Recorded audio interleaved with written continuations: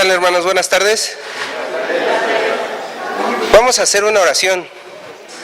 Señor Dios, gracias, Señor, por este día. Gracias, Padre, por ser tan misericordioso y bondadoso con nosotros, Señor, por darme vida una vez más, Señor, por traerme aquí a tu templo, Señor, a tu iglesia, para alabar y bendecir tu nombre, Señor.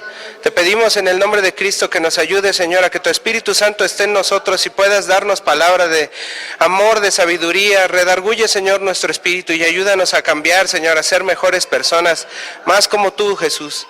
Te agradezco, Señor Dios. Ayúdanos en el nombre de Cristo. Amén. Hermanos, voy a empezar hablando de algunas cosas. No sé por qué, pero así salió. A ver si se alcanza a ver un poco. Son algunas gráficas del consumo de alcohol que da la ENCODAT. Es que algún día las personas en México, el 80% de los hombres han consumido alcohol, el 62% de las mujeres ha consumido alcohol.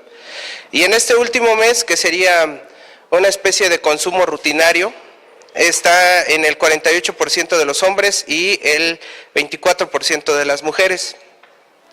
Quiere decir que somos un país alcohólico, hermanos. En la drogadicción estamos en el 16% de los hombres y 4% de las mujeres, 4.8% en mujeres. En cuanto a la infidelidad, el 35% de los hombres son infieles, el 22% de las mujeres son infieles. 22%, ni los diezmos, ¿no? Ni el 10, es más. En el tabaquismo está, en el general, han consumido del 17.6 y el 8% de las mujeres. Esto es del 2017. Yo creo que a lo mejor mejoramos, ¿no creen? ¿O no? Yo creo que empeoramos cada año, ¿no? En consumo diario, pues hay gente que hasta se fuma una cajetilla completa. En pornografía, ¿qué creen, hermanos? Del 100% de las personas que tienen internet, el 70% ha visto contenidos pornográficos. Y hay solo el 30% de las personas que tienen internet no han visto contenidos pornográficos, solo el 30%. Como hábito ya hay 57% de las personas. Rutinariamente es algo normal para ellos, ver pornografía es como ver la tele. En niños menores de 11 años. No sé si piensen que sus niños son unos angelitos, pero los angelitos en México, a los 11 años, el 93% ya ha visto pornografía. Y en las niñas, el 62% ya ha visto pornografía. Entonces, aunque sus angelitos sean angelitos de 11 años, ya tienen un porcentaje alto de vulnerabilidad a este tipo de cosas. ¿Sale? Pues es algo pesado, pero podemos decir que en general somos un país de clasificación C, ¿no? Las series de televisión, todos los contenidos que vemos, lamentablemente no son adecuados. En la forma de vida, en cuanto a los divorcios, en México, en lugar de mejorar, vamos empeorando. Y ahorita hay un 11% de separación. Prácticamente estamos diciendo que, estamos viendo, porque no estamos diciendo, estamos viendo que del 100% de las parejas se casan para divorciarse, el 11%. ¿Sale? El abandono escolar. En el Distrito Federal, estas son gráficas del Distrito Federal. En el Distrito Federal, la gente que se inscribe, o sea, el 100% de los alumnos que se inscribe, solo el 30% termina. O sea, se inscriben, no sé, 100, 1 millón, pues solo 300 o solo 300,000. O sea, es una situación de abandono muy grave. No tenemos el hábito del estudio. Bueno, el tema es prudencia. Perdón, es nada más una introducción. El tema está en su manual, en la página 63. trajo su Biblia, hermanos? ¿Sí? A ver, alce la mano, alce la Biblia. Muy bien. ¿Qué es esto, hermanos? Esto es un celular, no es una Biblia, es un celular. Esta es la Biblia. ¿Qué va a pasar con sus hijos cuando vean esto? Van a decir, mi papá está viendo un celular. ¿Y qué va a estar pasando cuando vean esto? Va a decir, mi papá está viendo la Biblia. ¿De acuerdo? Lean la Biblia, no sus celulares. Que los vean leyendo la Biblia. Que ustedes modelen a sus hijos el leer la Biblia. Perdón por regañarlos. La definición de prudencia es reconocer que en una situación habitual puede haber peligro. ¿Sale? ¿Han visto ese letrero? Bueno, aguas. Esa es prácticamente la definición, aguas.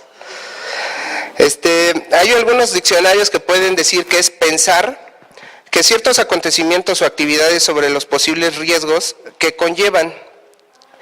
Otra es cualidad que consiste en actuar o hablar con cuidado, de forma justa y adecuada, con cautela o moderación, con previsión y reflexión, con sensatez y con precaución para evitar posibles daños y dificultades, males o inconvenientes.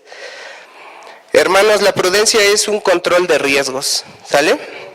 Estas son las definiciones que les estaba hablando. Es prácticamente una reflexión para prevenir riesgos, ¿de acuerdo? Es un letrero de precaución en nuestra vida, esa es la prudencia. ¿Han visto en las líneas del metro? Todos están aquí en la orillita, en fin, ¿qué pasa? Es más, hasta se asoman. Para eso ponen las líneas, para precaución. Esa es la definición, ¿sale? Es cautela, los sinónimos ahí vienen, ¿no? ¿Sí, Miguel?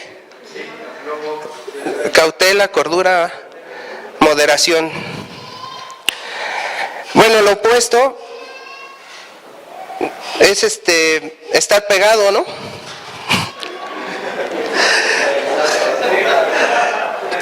Esa es la definición en reto, es estar pegado.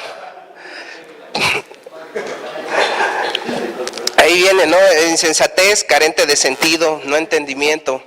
Es prácticamente lo opuesto a lo que sería la inteligencia que expuso Marianito.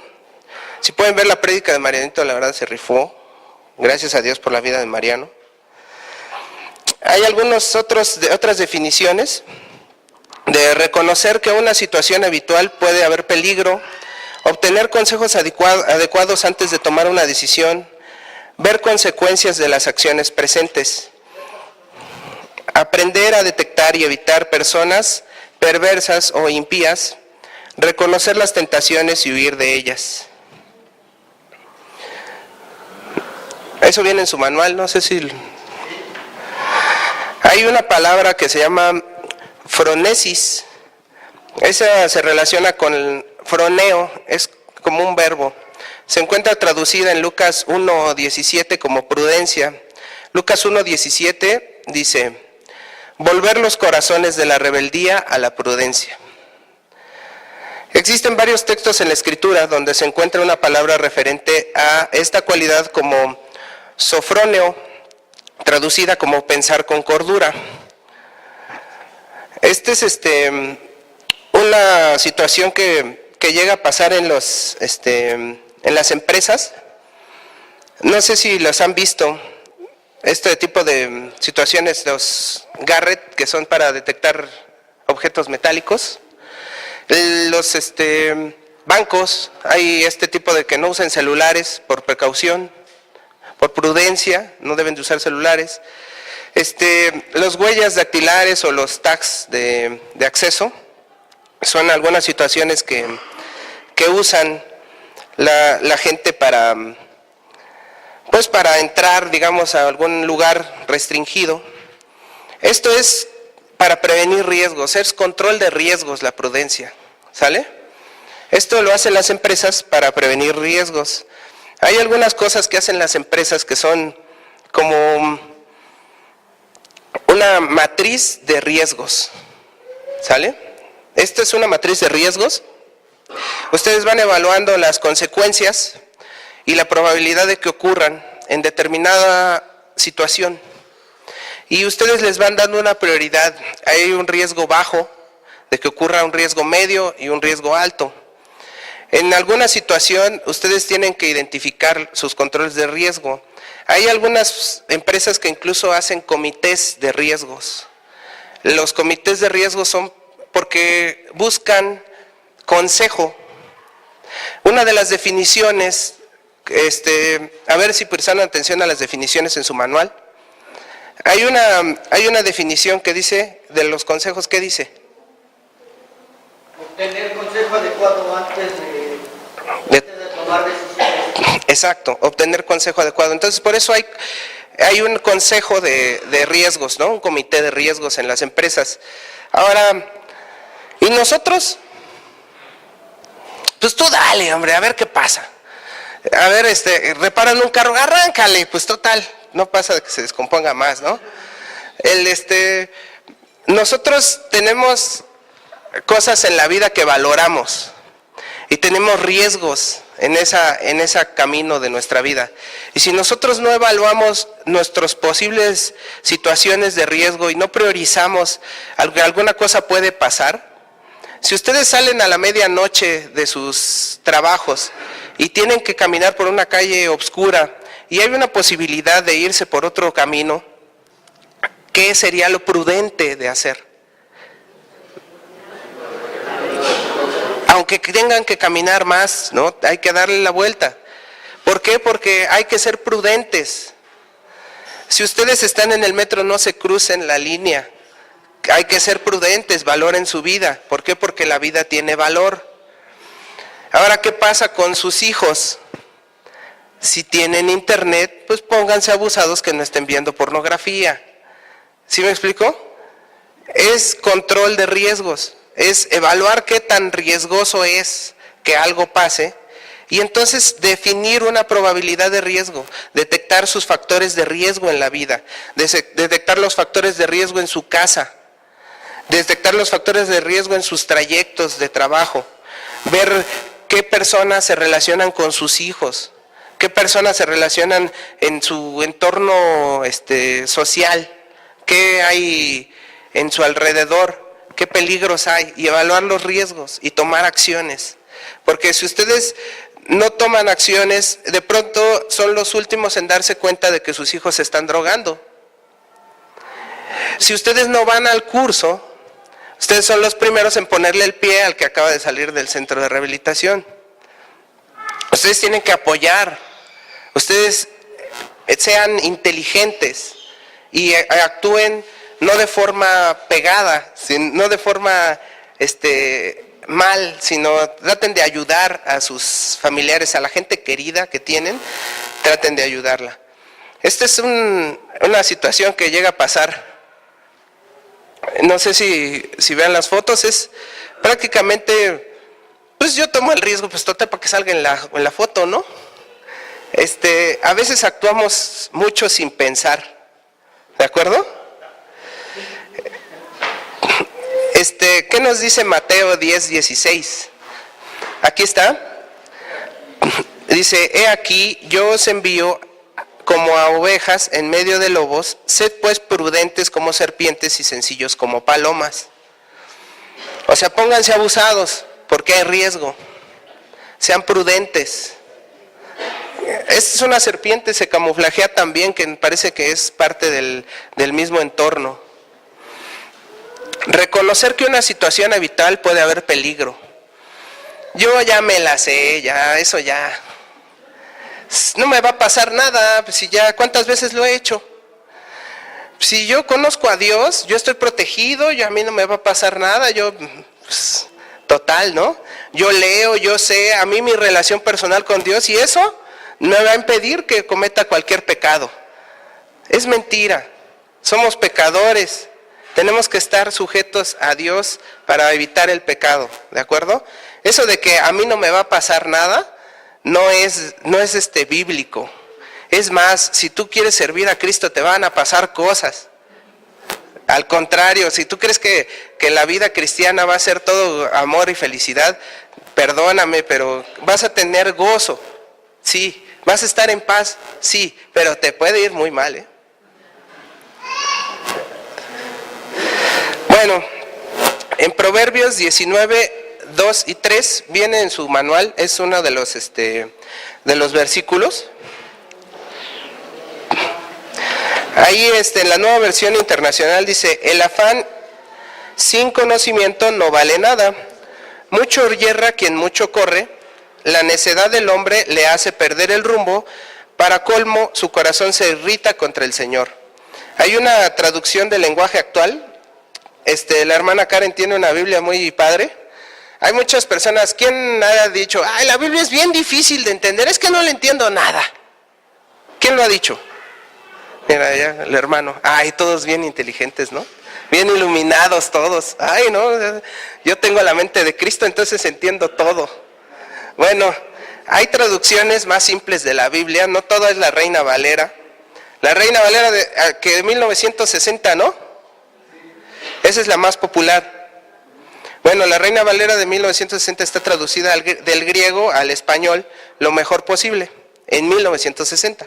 ¿Sale? Hay una Reina Valera contemporánea, hay nueva versión internacional, Dios habla hoy, lenguaje actual, para que pues personas como yo, que lamentablemente no tenemos pues todo el conocimiento, nos cuesta trabajo, tenemos que ver varias versiones porque no entiendo bien a veces.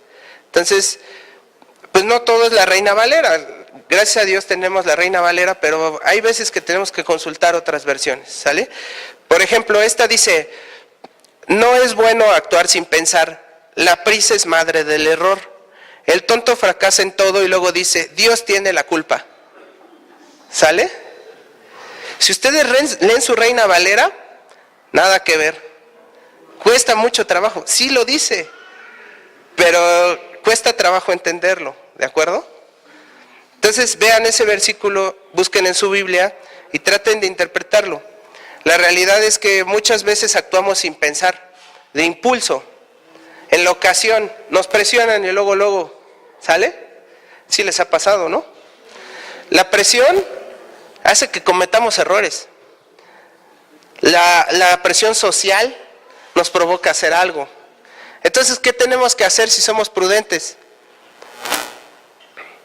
Vienen las definiciones de su manual. Tenemos que buscar consejo, no ser precipitados, pensar en las consecuencias, ver que en una situación que generalmente hacemos rutinariamente, como cruzar la calle, puede haber un riesgo inherente de que alguien se pase un alto y te atropelle. Esa es prudencia, ¿sale? Bueno, la Biblia está hecha para que nosotros podamos entender la voluntad de Dios, y muchas veces nos cuentan historias. En el Antiguo Testamento me gusta mucho porque yo soy muy dado a las historias, me gusta ver las historias, ¿no? Entonces, lean por favor la primera de Samuel capítulo 13, es tarea. Yo se las voy a contar más o menos así como a grandes rasgos. Y vamos a evaluar algunas cosas que le pasan al rey Saúl. El rey Saúl era un israelita, pues yo creo que ejemplar, ¿no? O sea, un guerrero israelita, no cualquiera ahí el chaparrito feo de la colonia, sino era un señor más grande que todos los israelitas y era un guerrero, ¿de acuerdo? Un guerrero israelita. Bueno, el señor Saúl estaba en un lugar que se llama Gilgal. Él estuvo ahí junto a 3,000 israelitas para pelear contra los filisteos, y de esos 3,000 le dijo a su hijo Jonatán: pues tú ve y atácalos por allá y nosotros los juntamos, los otros 2,000 me los quedo yo y atacamos por acá. Entonces Jonatán, su hijo, empezó a atacar a los israelitas por un lado y empezó a atacar la guarnición de los filisteos. Los filisteos, obviamente, al verse atacados, reunieron a su ejército. Ahí en la Biblia dice cuántos de su ejército reunieron, y ahí dice que fueron 30,000 carros, 6,000 a caballo y pueblo numeroso como la arena del mar. Digamos unos 50,000 soldados filisteos contra 3,000 soldados israelitas. Y entonces los israelitas empiezan a ver a 50,000 soldados filisteos y dicen, vámonos, y empiezan a desertar. Entonces Saúl se empieza a impacientar. ¿Por qué no podía empezar la batalla? Porque tenía que esperar a Samuel y al sacerdote para hacer el sacrificio antes de la batalla. ¿Por qué iban a hacer un sacrificio antes de la batalla los israelitas? Para que Dios los dirigiera. Si tú no eres respaldado por Dios, pelear una batalla sería tonto. Tú tienes, como cristiano, estar respaldado por Dios. Tienes a Dios de tu lado. Entonces, si tú peleas con Dios, ¿qué va a pasar? Vas a ganar. Entonces, si vas a pelear contra 50,000 soldados, siendo ustedes 3,000, solo con la ayuda de Dios. Entonces tenían que esperar a Samuel para hacer el sacrificio. Pero ¿qué pasa? Saúl empieza a ver que todo su ejército empieza a desertar y entonces empieza a tener presión y entonces empieza a decir, híjole, y no llega. ¿Cuántos días dijo que se iba a tardar? 7. Oye, ¿y qué día es hoy? No, pues ya se cumple hoy el día 7. Híjole, pues entonces, ¿sabes qué? Yo la hago. Vamos a quemar la ofrenda. ¿Por qué? Porque necesito alabar a Dios y más que nada necesito que mi ejército no deserte. Pero ¿quién le va a dar la victoria? ¿Su ejército o Dios? Dios. Entonces aquí lo que pasó fue que él agarró y quemó la ofrenda. Entonces lamentablemente llega el profeta Samuel y le dice, ya pecaste, amigo, o sea, discúlpame Saúl, pero yo llegué, digamos que así, al tiempo que debía de haber sido.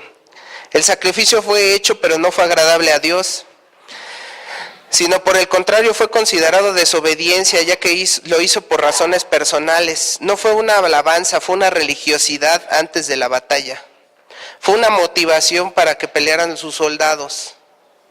No fue algo agradable al Señor, no por el hecho de que no haya sido hecha de forma correcta, sino porque no la hizo el sacerdote, no fue aceptada, y porque no obedeció la palabra de Samuel. Y en el versículo 13 y 14 dice, entonces Samuel dijo a Saúl, locamente has hecho, no guardaste el mandamiento de Jehová tu Dios que te había ordenado, pues ahora Jehová hubiera confirmado tu reino sobre Israel para siempre, mas ahora tu reino no será duradero. Jehová se ha buscado un varón conforme a su corazón, al cual Jehová ha designado para que sea príncipe sobre su pueblo, por cuanto tú no has guardado lo que Jehová te ha mandado. En otra definición de ahí dice, obtener consejos adecuados antes de tomar una decisión. ¿Sale? Pero bueno, en este caso, ¿Saúl tomó consejo? Se precipitó, hizo mal, locamente.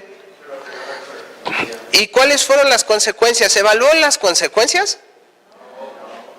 Yo creo que sí. Dijo, voy a perder la batalla. Pero las evaluó conforme a su entender, las evaluó conforme a su sentir, las evaluó nada más como para ganar la batalla. No evaluó que en ese momento iba a perder el reinado de toda su descendencia. Esa acción le costó el reino. Y no se dio cuenta. Y él lo hizo y pensó que estaba bien. Entonces, muchas veces podemos cometer esos errores. Hay que ser prudentes.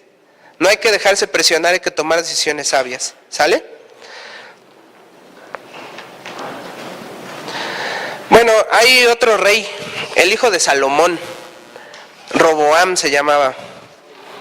En Primera de Reyes, capítulo 12, hay una definición que dice obtener los consejos adecuados antes de tomar una decisión. Roboam era el hijo del rey más grande que había tenido Israel. Era el dueño. Imagínense que ustedes les dejan 3 casas a sus hijos así.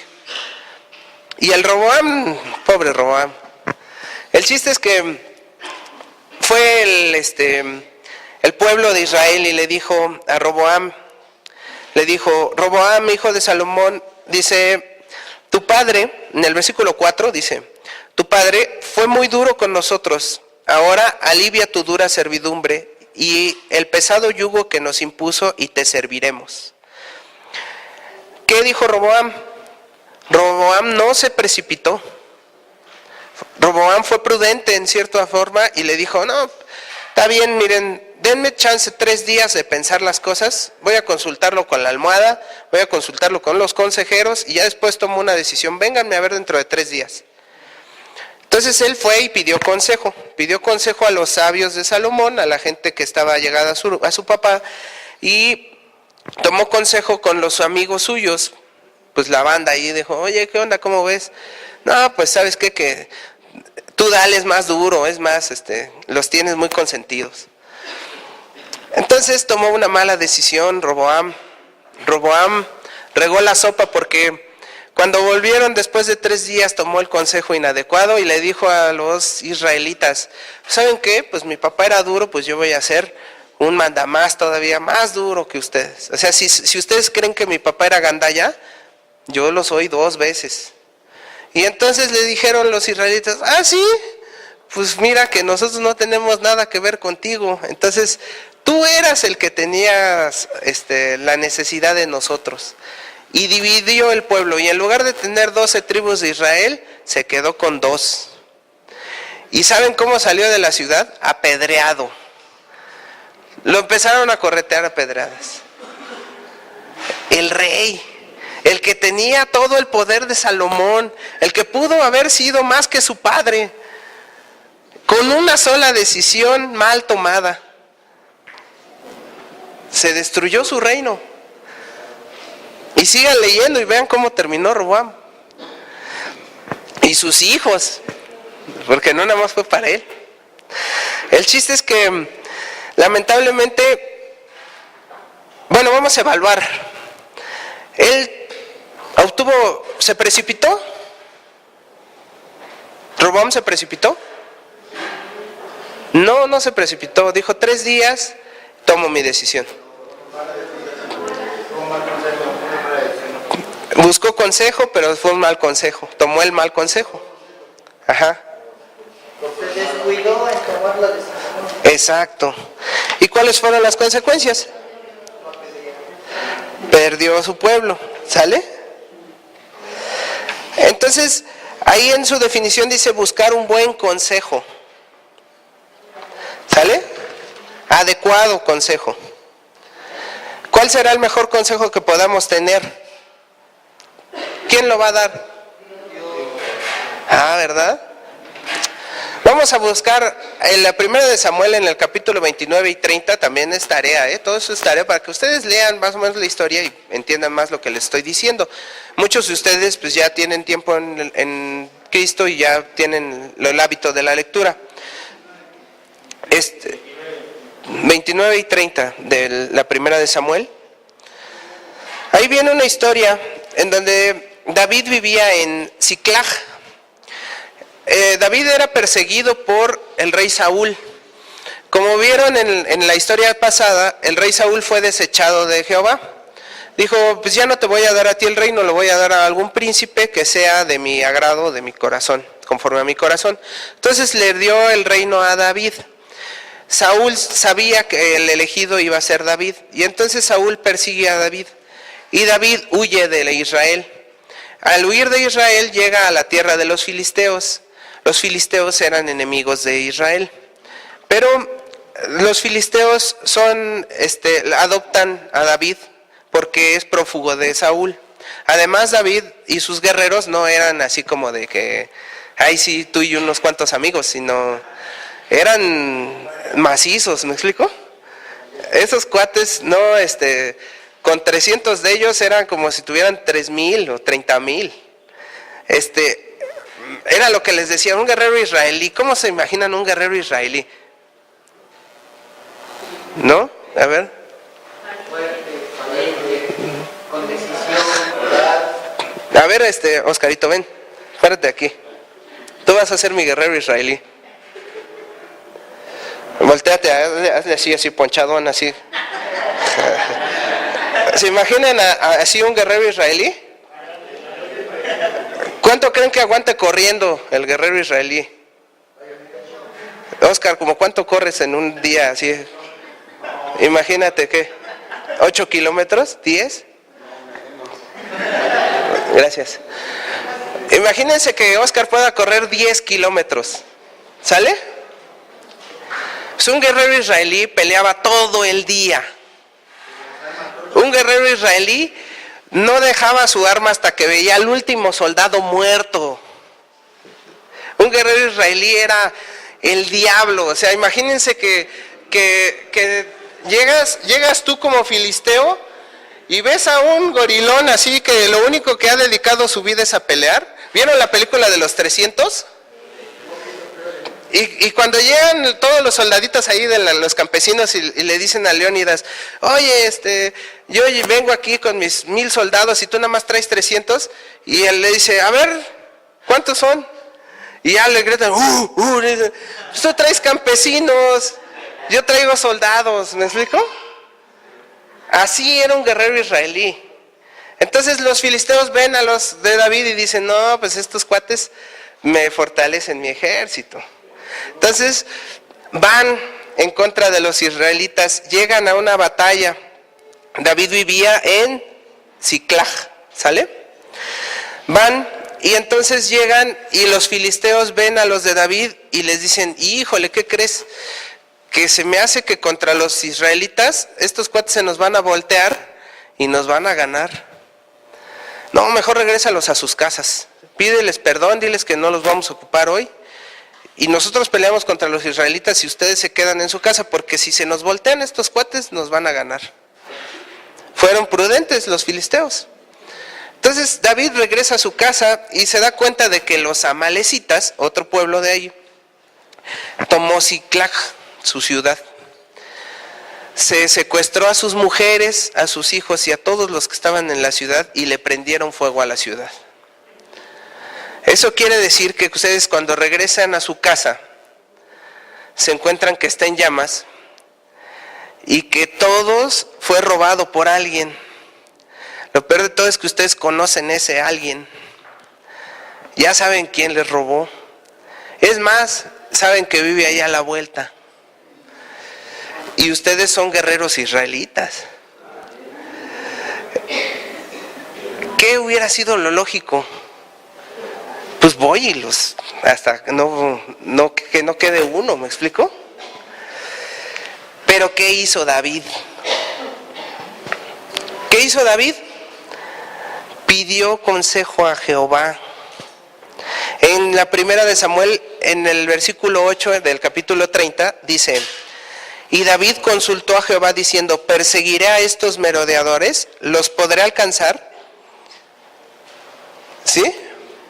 O sea, David, antes de precipitarse, antes de hacer lo que era lógico, antes de ir y matar a todos, o sea, pues yo no sé si quieran a su esposa y a sus hijos, pero pues David yo creo que sí los quería. Y se los llevaron. Y sabía quién, y sabía dónde, y sabía que los podía alcanzar y que los iba a destruir. Y tenía la rabia. Y aún así, respiró hondo y profundo y le dijo, Señor, ¿qué debo hacer? ¿Sí me explico? Nosotros cuando tenemos hambre empezamos a entrarle y hasta después damos gracias a Dios. O sea, no consideramos a Dios ni para eso. Tomamos decisiones al calor de los chetos, ¿no?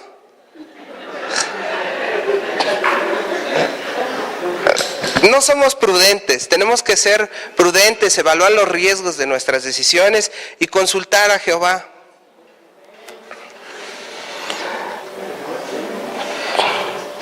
Bueno, a Josué le dijo Jehová, nunca se apartará de tu boca este libro de la ley, sino que de día y de noche meditarás en él, para que guardes y hagas conforme a todo lo que en él está escrito, porque entonces harás prosperar tu camino y todo te saldrá bien. Entonces, ¿sí se oye? Bueno. ¿Ya no? ¿Sí? Bueno, la idea es que Josué tenía la ley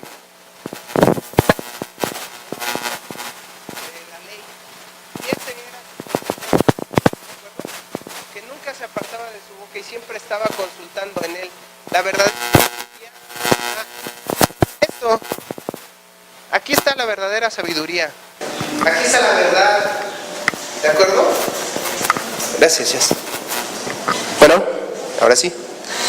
Aquí está la verdad, la verdadera sabiduría, y lo que Josué hacía era consultar a Jehová para cada decisión. David le hacía lo mismo, ¿por qué nosotros no?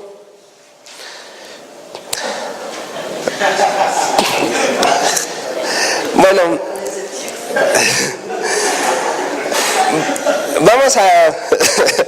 vamos a leer Proverbios 1:7. Proverbios 1:7, Marianito lo expuso el fin de semana pasado, no sé si se lo llegaron a aprender. ¿Cuál es la verdadera sabiduría? El principio de la sabiduría. El temor a Jehová. Dice, el principio de la sabiduría es el temor a Jehová. Los insensatos desprecian la sabiduría. Entonces, si nosotros despreciamos la sabiduría de Dios, pues no somos sabios, somos insensatos. ¿Qué es insensato? Ahí viene en su manualito. ¿Cómo? Necio, sin pensamiento, sin sesos, pegado. Entonces, el principio de la sabiduría es el temor a Jehová, es leer su palabra, es estar en su presencia, ¿de acuerdo? 8 de cada 10 gatos. ¿Cómo cuántos seremos aquí?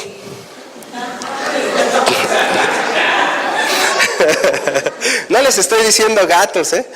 No, imagínense que somos 100. Pues solo 2 personas de aquí no han probado el alcohol.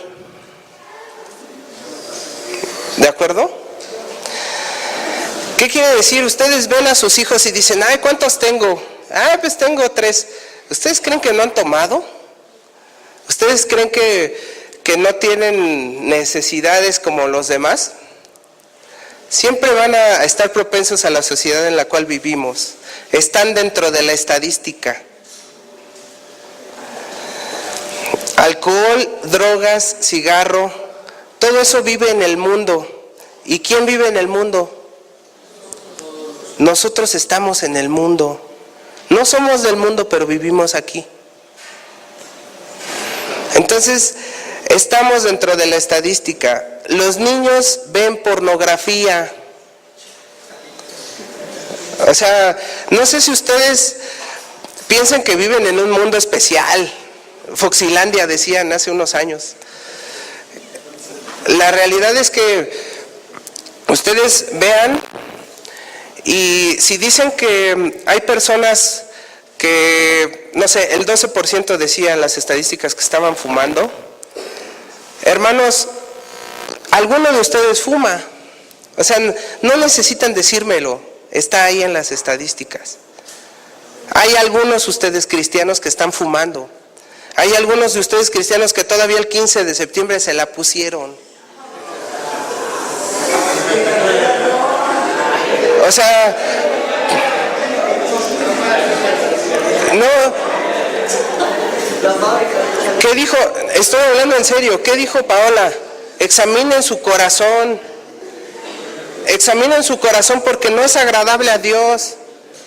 Examinen su corazón porque no están siendo cristianos ejemplares, no están siendo hijos de Dios. Ustedes están pecando.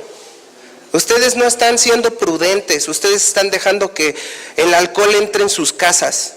¿Qué pasa cuando yo dejo que el alcohol entre en mi casa? Hago que mi familia se corrompa. ¿Por qué voy a fiestas con alcohol? Nada más me llevo a toda la familia. ¿Para qué? Para que mi hijo vea cómo mis hermanos, mis primos, mis tíos se están emborrachando. Es mal ejemplo. No no tienen que cuidar a la sociedad, cuiden su casa. Cuiden que no haya alcohol en su casa. Si mi hijo acaba de salir del centro de rehabilitación y hago un reventón loco con todos y es más, yo pongo 3 pomos porque estoy orgulloso de mi hijo. Por favor. No es así. Los cristianos tenemos que ser ejemplo, tenemos que ser luz. Tenemos que dejar esos malos hábitos.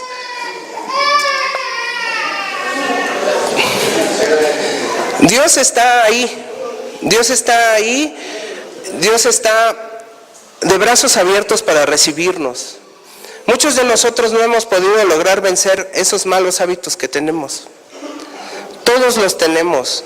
No es vergonzoso decir que todos tenemos malos hábitos, pero es vergonzoso hacer como que no los tenemos. Decir que no hemos pecado es mentir, y hacemos mentiroso a Dios, así dice la carta de Juan. Entonces, tenemos que darnos conciencia de nuestro pecado y tener la prevención, la precaución.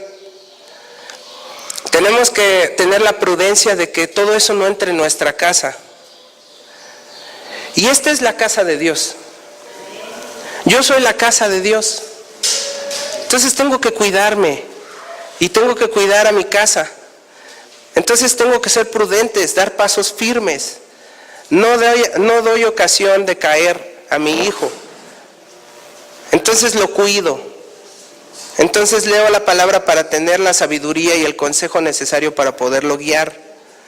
Pero si no leo la palabra, le doy mal ejemplo y doy pie a que la contaminación del mundo entre a mi casa, lo único que estoy haciendo es llevarlos al barranco.